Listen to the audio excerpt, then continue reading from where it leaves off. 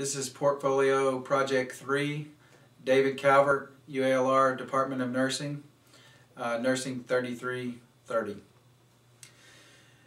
My presentation today will be an informative presentation on the indications of implantable cardioverter defibrillators, or ICDs.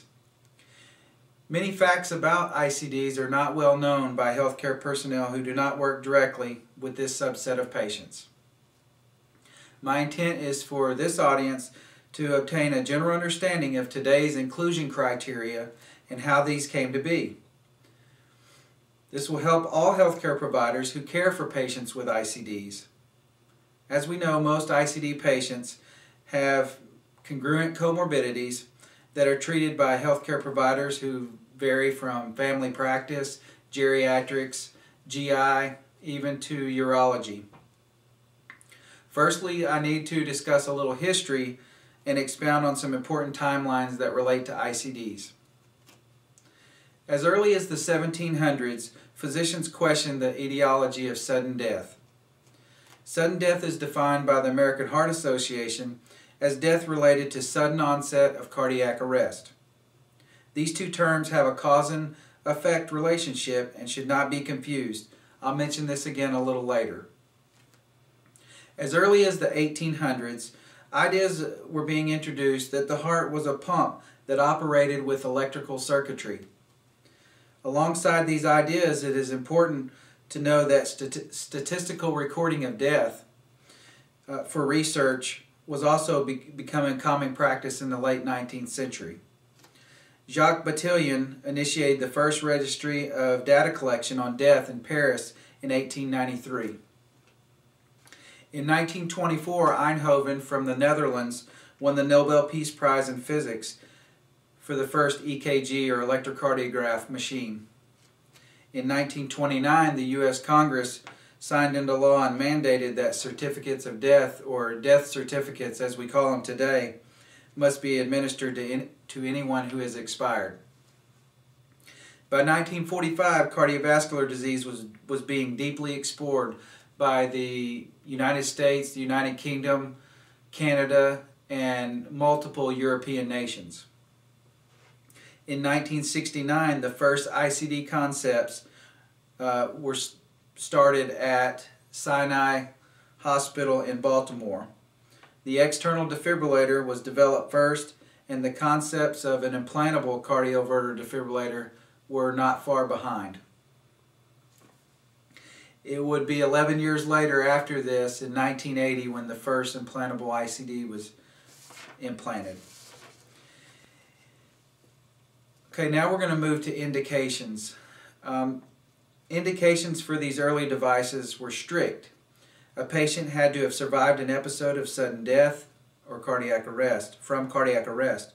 As you can imagine, this population had an extremely small sample size. Statistically, the probability of surviving a cardiac arrest with ventricular fibrillation in the time before abundant external defibrillators and rapid response rescue teams was less than 0.5%. Indications would expand after clinical research continued throughout the 1980s and 90s. All indications for ICDs are based on scientific research, which is governed by the Heart Rhythm Society, or formerly called NASP. NASP stands for North American Society of Pacing and Electrophysiology.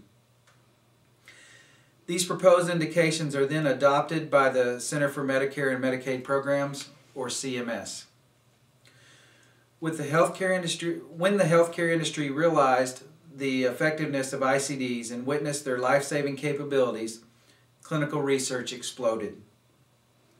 In January 2005, HRS petitioned CMS to adopt additional indications that were adopted in February 2005, and they remain in effect today. Our current indications include patients with, of course, survived VT or VF episodes, but also include patients with sustained VT or VF during an electrophysiology study or EP study, ischemic, dilated, or hypertrophic cardiomyopathy, documented family history of long QT syndrome, prior MI with a left ventricular ejection fraction of less than 35%, which actually is the most implanted indication, and a QRS duration of greater than 120 milliseconds. With solid scientific and statistical data that support the efficacy of ICDs, thousands of patients worldwide are enjoying a higher quality of life and living longer. Patients with ICDs live on average 5 to 7 years longer than without them. Many patients call their ICD an implanted insurance policy. Today there are over 100,000 patients with ICDs in the United States. In conclusion, it was my intent for you to gain a better understanding of the indications for receiving an ICD. I mentioned earlier that I would revisit the cause and effect relationship between cardiac arrest and sudden cardiac death. When I was a new nurse in critical care 15 years ago, it was explained to me in this way. A myocardial infarction doesn't kill the patient. It is the arrhythmia caused by the MI that is fatal.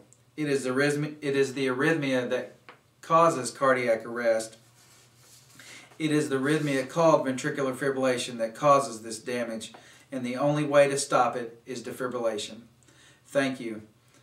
I would like to cite additional sources, including the American Heart Association, the Center for Medicare and Medicaid Programs, the American Journal of Critical Care, Medtronic Incorporated, Boston Scientific Corporation, the Heart Rhythm Society, and the World Health Organization. Thank you.